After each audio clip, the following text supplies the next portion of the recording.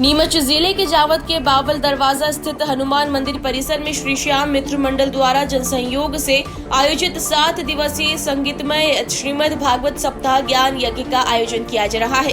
कथा में व्यासपीठ पर विराजित सांध्वी मंडल की प्रदेश अध्यक्ष एवं सुप्रसिद्ध भागवत प्रवक्ता सुश्री जयमाला वैष्णव दीदी नीलिया के मुखारविंद ने कहा कि जीवन में जब भी भगवत नाम सुनने का अवसर प्राप्त हो उससे विमुख नहीं होना चाहिए।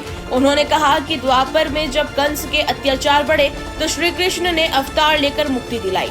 आयोजित 7 दिवसीय श्रीमद् भागवत कथा प्रतिदिन दोपहर 1 बजे से सायंकाल 4 बजे तक हो रही, जिसका समापन 1 नवंबर को किया जाएगा।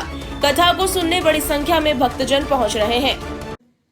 जावद के अंदर श्री खाटू श्याम मित्र मंडल के द्वारा समस्त जावद नगरवासी इनके द्वारा 7 दिवसीय श्रीमद् भागवत कथा का आयोजन हुआ है।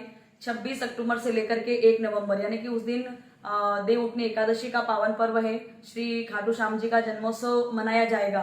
तो खाटू श्याम जी के जन्मोत्सव के उपलक्ष्य में ही ये 7 दिवसीय श्रीमद् भागवत कथा का आयोजन आज 5 दिन हो गए हैं। निरंतर सभी कथा के अंदर सभी श्रद्धालु भक्त कथा के अंदर आ रहे हैं और इस कथा का रसपान कर रहे हैं और सभी अपने देश के प्रति भगवान के प्रति समर्पित होकर के समर्पण भाव से, यानी कि जिस प्रकार से एक भक्त जब अपने मन के भाव होते हैं वो भगवान को सुनाता है, वैसे ही इस देश के लिए भी कुछ न कुछ व्यक्ति करने को तैयार है, पर उसको कुछ दिशा नजर आना चाहिए। कोई ऐसे का मतलब ऐसे संत का, गुरु का, सदगुरु का ऐसा कोई अच्छा व्यक्ति हो, सज्जन व्यक्ति, अगर उसको सानिध्य मिलेगा तो निश्चित ही उसके अंदर वो जागरूकता आएगी कि मुझे सनातन धर्म के प्रति क्या करना चाहिए, अपने देश के प्रति क्या करना चाहिए, अपने राष्ट्र के प्रति क्या करना चाहिए।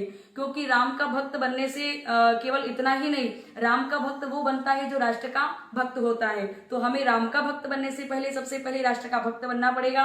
राष्ट्र के प्रति हम समर्पण भाव से, जो अपने भारत देश के अंदर जिन योगियों ने, बलियों ने, शहीदों ने, महापुरुषों ने जन्म लिया और अपने जीवन का बलिदान कर गए, मर मिट गए, पर अपने देश को आजाद करा गए, यानी कि सनातन धर्म से भी जोड़ा और अपने देश को हर बंधनों से मुक्त किया, यानी कि हर व्यक्ति अपना जीवन स्वतंत्र तरीके से जी सकता है। अगर हम चाहते हैं आगे भी ऐसे ही निरंतर हम अपने जीवन को स्वतंत्र रूप से, स्वतंत्र तरीके से जीवन निर्वाह करें, तो उसके लिए क्या करना पड़ेगा, सनातन धर्म की ओर हमें अग्रसर होना पड़ेगा। तो निरंतर ये तो जावद की नगरी जो है ये धर्म की नगरी है। यहाँ पर सभी आए दिन आयोजन होते रहते हैं। सनातन धर्म सभी धर्मों को जोड़ करके एक सबसे बड़ा सनातन धर्म होता है। तो हम सभी सनातन धर्म के अनुयायी हैं। सनातन धर्म यानी कि परमात्मा, उनके स्वरूप अनेक है, पर यानी कि है तो परमात्मा एक है। हरि के नाम हजार है, स्वरूप हजार है।